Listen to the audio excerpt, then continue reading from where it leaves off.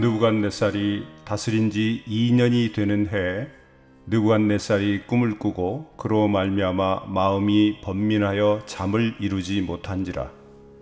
왕이 그의 꿈을 자기에게 알려주도록 박수와 술객과 점쟁이와 갈대아 술사를 부르라 말하매 그들이 들어가서 왕의 앞에 선지라. 왕이 그들에게 이르되 내가 꿈을 꾸고 그 꿈을 알고자 하여 마음이 번민하도다 하니 갈대아 술사들이 아람 말로 왕에게 말하되 왕이여 만수무강하옵소서. 왕께서 그 꿈을 종들에게 이르시면 우리가 해석하여 드리겠나이다 하는지라. 왕이 갈대아인들에게 대답하여 이르되 내가 명령을 내렸나니 너희가 만일 꿈과 그 해석을 내게 알게 하지 아니하면 너희 몸을 쪼갤 것이며 너희의 집을 거름더미로 만들 것이요 너희가 만일 꿈과 그 해석을 보이면 너희가 선물과 상과 큰 영광을 내게서 얻으리라. 그런즉 꿈과 그 해석을 내게 보이라 하니 그들이 다시 대답하여 이르되 원하건대 왕은 꿈을 종들에게 이르소서. 그리하시면 우리가 해석하여 드리겠나이다 하니 왕이 대답하여 이르되 내가 분명히 아노라. 너희가 나의 명령이 내렸음을 보았으므로 시간을 지연하려 함이로다. 너희가 만일 이 꿈을 내게 알게 하지 아니하면 너희를 처치할 법이 오직 하나이니 이는 너희가 거짓말과 망령된 말을 내 앞에서 꾸며 말하여 때가 변하기를 기다리려 함이라. 이제 그 꿈을 내게 알게 하라. 그리하면 너희가 그 해석도 보일 줄을 내가 알리라 하더라. 갈대아인들이 왕 앞에 대답하여 이르되 세상에는 왕의 그 일을 보일 자가 한 사람도 없으므로 어떤 크고 권력 있는 왕이라도 이런 것으로 박수에게나 술객에게나 갈대아인들에게 물은 자가 없었나이다. 왕께서 물으신 것은 어려운 일이라. 육체와 함께 살지 아니하는 신들 외에는 왕 앞에 그것을 보일 자가 없나이다 한지라. 다니엘서 1장을 우리가 이렇게 생각하면서 다니엘서 1장의 초점은 뭘까? 우리에게 말씀하는 하나님의 요지는 뭘까? 한마디로 말할 수 있을 거예요. 하나님을 경험하라. 하나님을 경험하라. 어려울 때일수록 힘들 때일수록 하나님을 경험하라. 이게 다니엘서 물론 전체가 우리에게 주는 말씀이죠. 이 다니엘서는 포로민들의 삶으로부터 시작해서 이스라엘이 고통을 당하고 어려움을 당할 때 그때마다 굉장한 힘과 용기를 주었던 말씀이고 또 삶의 방향을 이끌었던 말씀이에요. 그래서 어떤 학자들은 이 다니엘서는 물론 다니엘 때부터 기록한 책이지만 특별히 이스라엘 역사에 가장 참혹했던 그 마카비 전쟁이라는 게 있거든요. 그때를 위해서 다시 편집한 책이다. 그렇게 말하기도 해요. 그래서 우리가 지금 읽고 있는 2장 4절에서부터 7장까지는 히브리 성경 속에 아람어의 글이 들어있는 거예요. 그래서 이 다니엘서는 참 해석하기도 어려운 책이지만 어떤 면에서 우리에게 용기를 주기도 하지만 슬픈 책이에요. 아픔의 책이고요. 우리가 지금까지 공부해왔습니다마는 다니엘이 왕의 음식을 거절하고 채식을 먹기 위해서 생명을 걸잖아요. 목숨을 거는 거예요. 왜 그랬을까?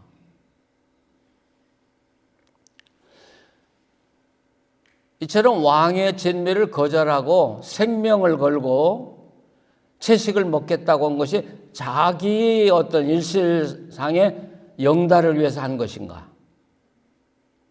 바벨론의 생활에서 편하게 살기 위해서 하나님을 붙들어야 되겠다. 그래서 그랬을 것인가?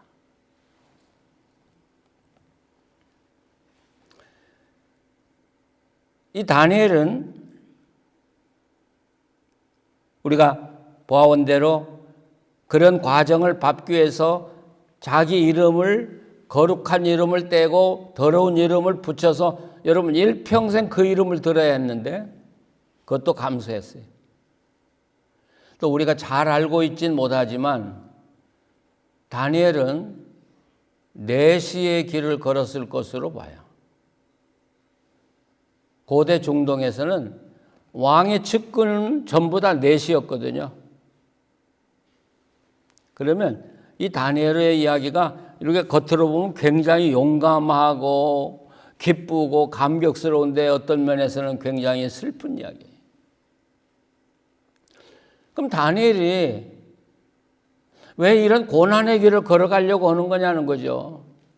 왜 이렇게 힘든 길을 걸어가려고 하느냐 하는 말이죠. 자기 하나만을 위해서라면 그렇게 하지는 않았을 거예요. 다니엘은 포로로 잡혀온 자기 민족의 형편을 잘 알고 있었어요.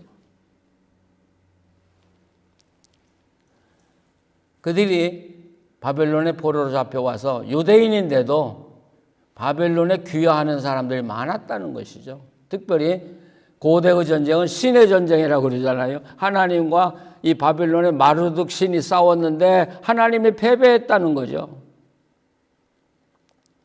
그러니까 포로로 잡혀간 사람들이 하나님 버리고 바벨론 신을 따라가는 사람들이 많았어요.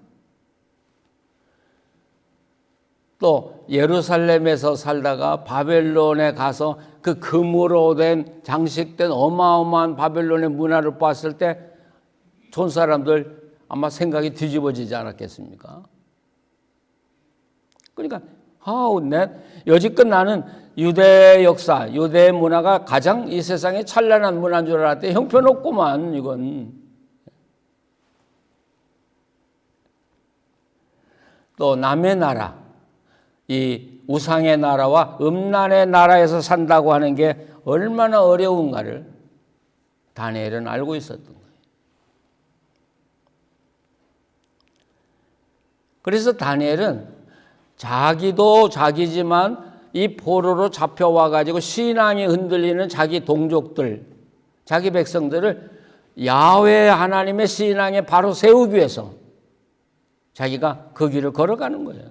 자기가 그 길을 걸어가면서 봐라, 하나님을 경험해라. 어려울 때일수록 하나님을 경험해라. 그리고 믿음에 굳게 서라. 세상에 타협하지 마라. 그리고 이 모든 위기를 하나님을 의지하는 믿음으로 극복하라고 하는 걸 말하기 위해서 그가 먼저 걸어가는 거예요.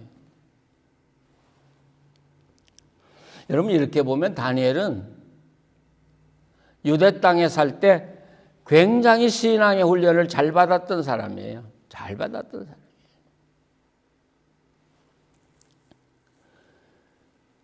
오늘 우리도 믿음 생활을 다 열심히 하지만 어려서부터 신앙 훈련을 똑바로 받은 사람과 그렇지 않는 사람과는 엄청난 차이가 있어요.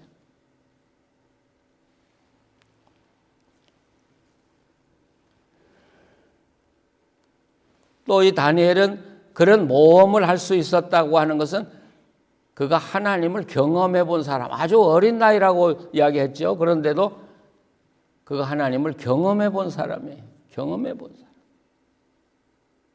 그러니까 이해가 되지 않고 자기 힘으로 할 수 없다고 하는 불가능을 알면서도 하나님을 알기 때문에 도전을 하는 거예요. 길이 있다. 예, 하나님 안에는 길이 있다. 아무리 어려워도 빛이 있다. 그래서 다니엘은 도전해 가는 것이죠.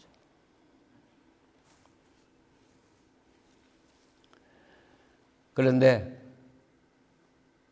다니엘이 이 궁궐에 들어가서 삶을 시작한 지 얼마 되지 않아서 정말 거창한 일이 그 나라에 벌어지죠. 왕이 꿈을 꿨어요. 근데 꿈을 다 잃어버렸어요. 그 나라의 모든 학자들을 다 모아놓고 내가 꿈을 꿨는데 잊어버렸다. 그러니 이 꿈을 찾아내서 해석까지 해다오. 여러분, 이거 머리가 돌일 아닙니까? 아니, 자기가 꿈 자기가 잃어버리고 우리 보고 그 꿈을 찾아내서 해석까지 하라니, 그걸 누가 할 수 있겠어요?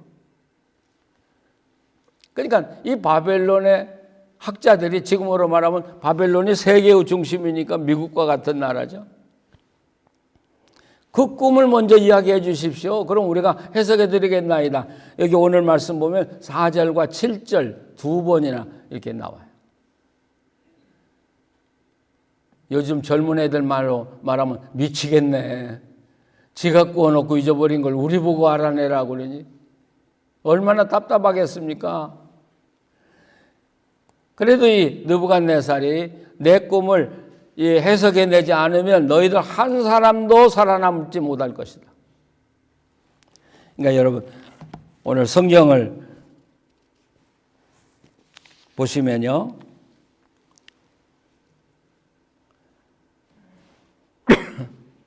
거기 9절 말씀이 그렇게 되어 있죠. 이 꿈을 내게 알게 하지 아니하면 너희를 처벌할 범이 오직 하나이니 이는 너희가 거짓말과 망령된 말을 내 앞에서 꾸며 말하여 때가 변하기를 기다려라 함이라. 예. 그래서 10절 말씀 한번 같이 읽어보시죠. 갈대아인들이 왕 앞에 대답하여 이르되 세상에는 왕의 그 일을 보일 자가 한 사람도 없으므로 어떤 크고 권력 있는 왕이라도 이런 것으로 박수에게나 술객에게나 갈대아인에게 물을 자가 없나이다. 왕께서 물으신 것은 어려우니 육체와 함께 살지 아니하는 신들 외에는 왕 앞에서 그것을 보일 자가 없습니다. 그렇죠. 그건 이 땅에 육신의 몸을 가지고 사는 사람은 절대로 알 수 없습니다. 이건 신들 외에는 알 수가 없습니다.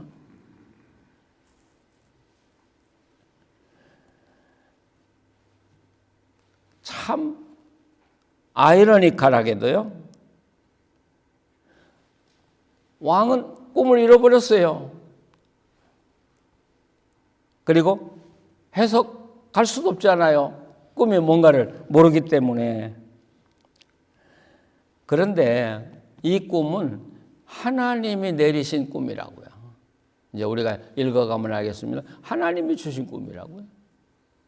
그러면 하나님이 주신 꿈이라면 하나님은 다니엘을 그 어려움 속에 건져서 하나님의 위대한 역사를 이루어가게 해놓고 꿈 때문에 죽게 만드는 꿈이에요. 하나님은 결국은 다니엘을 죽이려고 하는 꿈이라고 말할 수 있겠죠. 모순이잖아요.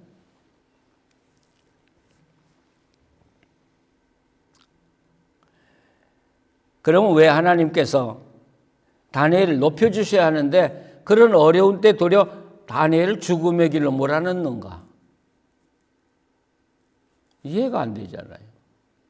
그러나 우리가 가만히 생각해 보면 이 꿈은 지금 바벨론과 유대의 전쟁에서 하나님이 패배하고 바벨론 신이 승리했다고 하는데 이 꿈 하나를 통해서 하나님은 나는 하나님이다 선언하는 거죠. 나는 하나님이다. 절대로 패배한 하나님이 아니고 지금도 세상을 주관하시는 역사를 이루어가는 하나님이라는 걸 선언하기 위해서 이 꿈을 주신 것이죠. 동시에 어떤 면에서 위기는 다니엘로 하여금 높아지게 하는 길이에요. 만약 이 과정을 통과하기만 하면 다니엘은 별로 이름이 없는 신하에서 갑자기 바벨론의 우상으로 떠오를 수 있는, 하나님이 갑자기 다니엘을 이 바벨론의 주역으로 내세울 수 있는 그런 찬스가 되는 거죠. 요셉도 그러잖아요. 죽음의 위기인데 그것만 통과하면 갑자기 요셉이 애굽의 주역으로 등장할 수 있는 길이거든요.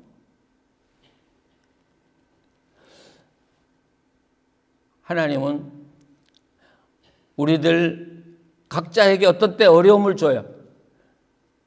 우리가 하나님의 신앙 따라가지 않고 사는 것도 어렵지만 하나님의 믿음을 따라가고 하나님의 의를 따라가는 길도 참 어려워요. 영적인 싸움이 더 많아요.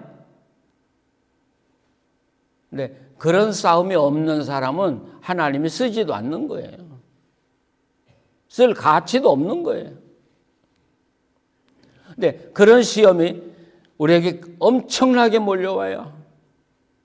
그럴수록 우리는 감사해야 돼. 아, 하나님이 나를 쓸모있게 생각하는구나. 이것만 통과하면 내가 하나님 앞에서 좀 더 업그레이드 된 인생으로 살아갈 수 있구나.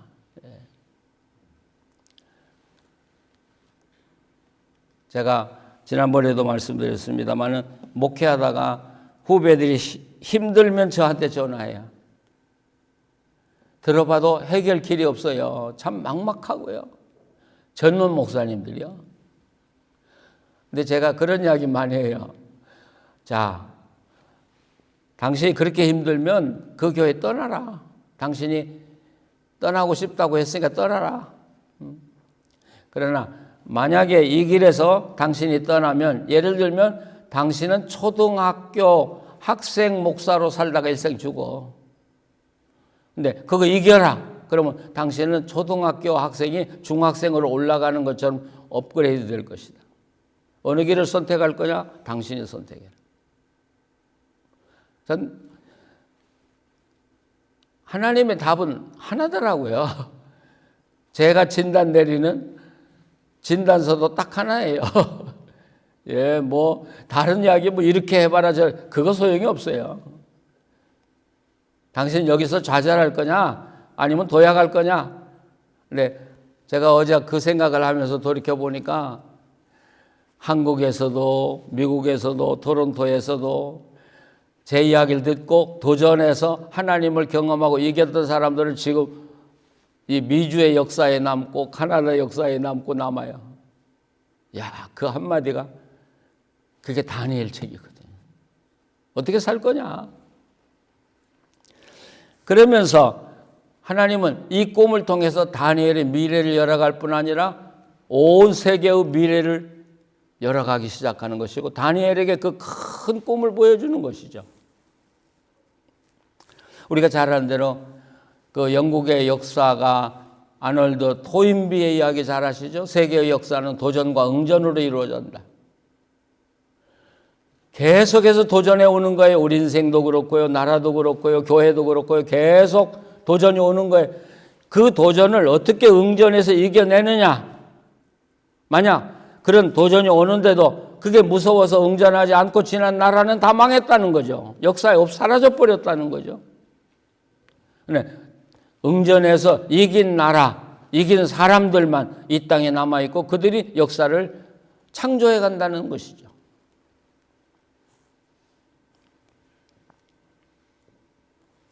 지금 하나님은 바벨론에 숙제를 던진 것도 사실이지만 다니엘에게 숙제를 던진 거예요. 오늘 성경에 보면 그 맨 마지막에 13절에 오늘 읽지 않았습니다만 왕의 명령이 내림에 지혜자들은 죽게 되었고 다니엘과 그의 친구들도 죽이려고 쫓았더라. 어때요? 다니엘도 죽어요. 아무리 도망가도 죽어요. 그렇다면 결국은 다니엘은 이 역사의 도전 앞에 응전할 수밖에 없는 거예요. 싸움할 수밖에 없는 거예요. 이겨야 돼요. 그래야만이 살아갈 수 있는 것이죠. 우리가 신앙생활을 합니다마는 우리들의 영적 상태는 다 달라요. 우리가 다 우리 한 교인이라 그러지만 모르겠어요. 제가 하나님 어떻게 보실지 모르지만 하나님이 보실 때 사람마다 영적 차원이 다 달라요. 그렇죠? 다 달라요. 저는 민수기서에 그 이스라엘 지파의 배치도를 보면서 그걸 더 확실하게 느꼈어요. 어떤 지파는 법궤에 가깝게 세우고 어떤 지파는 멀리 놓고 그게 영적 상태거든요. 그 종족에. 오늘 우리도 마찬가지예요. 하나님의 얼마나 가까이 있고 얼마나 멀리 있고 우리가 어떤 상태에 살아가고 있느냐. 하나님은 우리가 살아가고 있는 영적 상태만큼 보여줘요. 그리고 영적 상태만큼 우리에게 도전해요. 그러니까 내가 정말 하나님 앞에서 높은 영적인 경지에 산다면 그만큼 어려움 많을 거예요. 도전이 많을 거예요. 그래서 우리를 시련하고 또 다시 세우고 시련하고 세우면서 일어나라. 예. 그리고 새로운 역사를 이루어가라. 다니엘은 이 도전 앞에 응전할 수밖에 없어요. 그래서 우리가 성경을 읽어보면 믿음의 사람들이 사는 자세는 딱 하나밖에 없더라고요. 죽으면 죽으리라. 그런 사람들만이 하나님 앞에서 승리하고 살아요. 요셉도 그렇죠. 모세도 그렇죠. 다윗도 그렇죠. 에스더도 그렇죠. 모든 사람들이 다 어디예요? 죽으면 죽을 것이다. 죽음을 피하려고 하는 게 아니에요. 하나님의 사람들이냐. 까짓건 뭐 내가 하나님 의지하고 살다 죽으면 하나님 앞에 가는 건데 뭐. 그런데 바로 죽으면 죽으리라고 하는 사람들 속에 역사의 문이 열리더라는 것이죠. 다 그게 성경의 인물들 아니겠습니까? 여러분, 우리가 이 역사의 도전 앞에 응전하지 않고 피하기만 하려고 한다면 여러분 새로운 역사는 없어요. 우리 앞에 새로운 역사는 써지지 않아요. 그 사람에게는 아무것도 일어나지 않아요. 어떻게 되면 편안할 수는 있어요. 안일할 수는 있어요. 아니, 도전하는 사람만 새로운 역사를 써가는 것이죠. 바로 그게 지금 다니엘서가 써져가는 거잖아요. 계속해서 다니엘에게 그런 새로운 도전이 오고 있잖아요. 계속 와요. 피할 수 없어요. 죽으면 죽으리라. 그 자세 앞에는 이 땅의 어떤 위기도 위기가 아니더라는 것이죠. 고난도 고난이 아니더라는 것이죠. 저는 우리가 다니엘을 이렇게 보면서 안일하게 살지 말자. 그냥 적당히 시간 넘기고 살지 말자. 우리는 뭔가 새로움을 항상 창조해 가면서 살아가야 된다. 그런 신자가 되고 그런 성도가 되자. 그래야만이 나도 살고 이웃도 살 수 있는, 이웃도 살릴 수 있는 그런 사람이 될 수 있다는 것이죠. 그런 역사들이 오늘 우리 각자의 마음속에 날마다 일어나기를 바랍니다. 우리 교회 안에서도 일어나기를 바라고 우리를 통해서 이 지역에도 하나님의 새로운 역사들이 날마다 일어나기를 간절히 바랍니다. 기도하시겠습니다.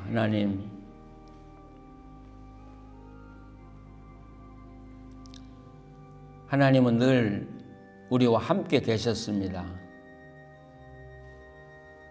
평안할 때나 어려울 때나 위기에서도 우리와 함께 하시고 하나님의 손을 붙들고 모든 어려움을 이기고 극복하기를 원하셨습니다. 하나님, 우리들이 태만하고 안일하게 살았으면 우리를 용서해 주시옵소서. 그래서 우리도 우리 믿음의 조상들처럼 죽으면 죽으리라고는 그런 각오를 가지고 매일매일 결단하며 살게 해 주시옵소서. 하나님을 만나며 살게 하시고 하나님을 경험하며 살게 해 주시고 하나님의 주시는 힘과 능력으로 이 모든 일을 이기며 살게 해 주시옵소서. 하나님, 하나님의 주신 그 담대한 믿음으로 우리 연약한 몸들을 이기게 하시고 질병도 이기게 하시고 우리 앞에 다가오는 모든 고난도 위기도 이기며 살게 해 주시옵소서. 또 나뿐 아니라 우리 주변의 많은 사람들, 우리가 그들을 격려해서 이 어려움을 이기고 당당하게 믿음으로 살아갈수록 만들어갈 수 있는 우리 자신이 되게 하시고 또 우리 교회가 되게 하여 주시옵소서. 하나님, 오늘 하루도 우리에게 주셨는데 주님 안에서 당당하게 살게 하시고 기쁨으로 살게 하시고 주님을 찬양하면서 오늘 하루도 살게 하여 주시옵소서. 예수님의 이름으로 기도합니다. 아멘.